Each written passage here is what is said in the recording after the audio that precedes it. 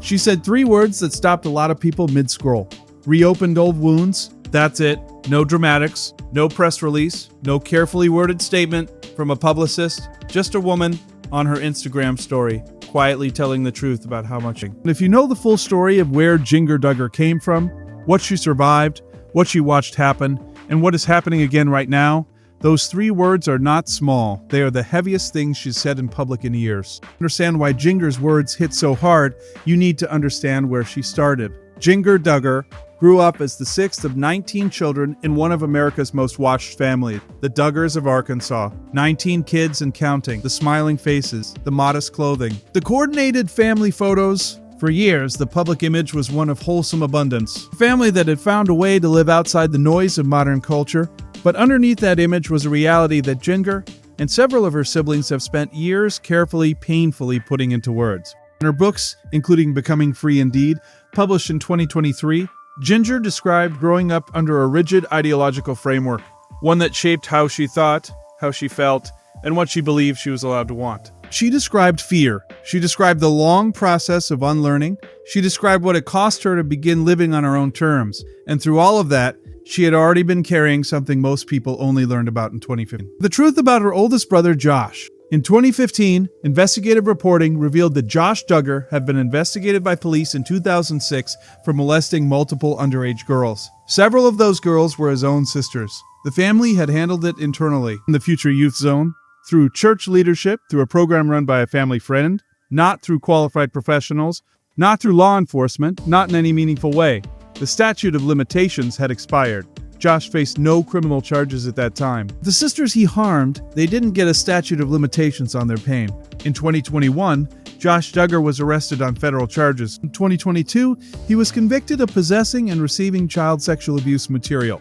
He was sentenced to over 12 years in federal prison. And somewhere in all of that, Jinger was processing. Publicly, quietly, carefully. She left the world she grew up in. She married. She moved to Los Angeles. She wrote her books. She built a podcast with her husband, Jeremy. She tried to create distance, physical, emotional, ideological, who she was raised to be and who she. And then March 2026 happened. March 18th, 2026, Joseph Duggar, Jinger's brother, the 9th of the 19 Duggar children, was arrested in Florida. The charge, lewd and lascivious behavior, lawful sexual activity with a minor. 2 days later, Joseph and his wife Kendra Duggar were hit with additional charges, child endangerment charges, separate from Joseph's initial case. Kendra was released after posting a bond of just under $1,500. Joseph remained in custody until March 31, when he was released after posting a $600,000 bond. Both Joseph and Kendra have pled not guilty to all charges. This case is ongoing. They are legally innocent until proven otherwise. But here is what that arrest meant, beyond the legal facts. For Jinger Duggar, and for every sibling who has spent years trying to process the Josh chapter of this story, Joseph's arrest was not just news. It was a rupture. Because you don't go through what this family has been through, do the work of beginning to heal, and then watch another brother get arrested on charges involving a child and feel nothing. You feel everything. On April 29th, 2026, just weeks after Joseph's arrest, Jinger opened up her Instagram stories for a Q&A. A fan noticed something. They had been watching her podcast, Jinger and Jeremy, and something felt off. She seemed distant, disconnected, not herself. A fan wrote to her directly, "Are you okay? You look so disconnected in your podcasts. It's okay to not be okay.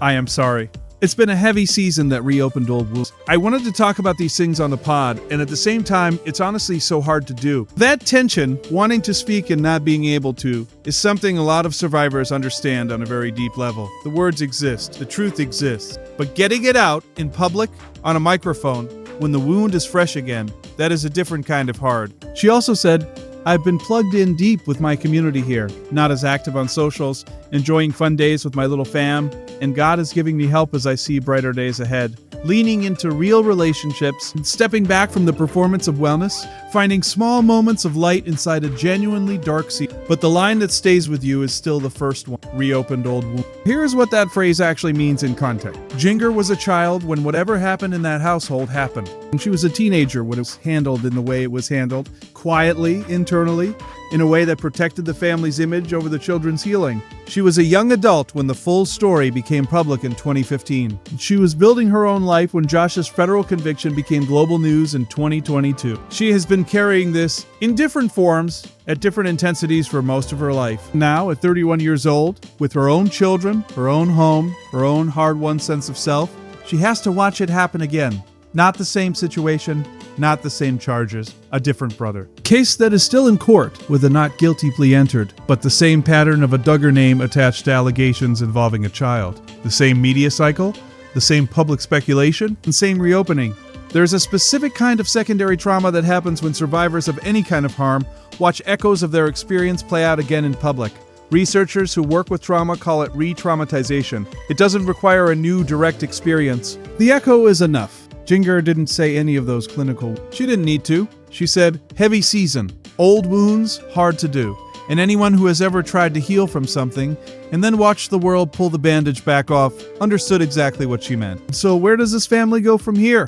Joseph and Kendra's case is active. They have pled not guilty. The legal process will continue. The other Duggar siblings, scattered now in various stages of their own lives and their own processing, are navigating this without a roadmap, because there is no roadmap for them. Jill Duggar has spoken the most directly about the harm of the system they grew up in.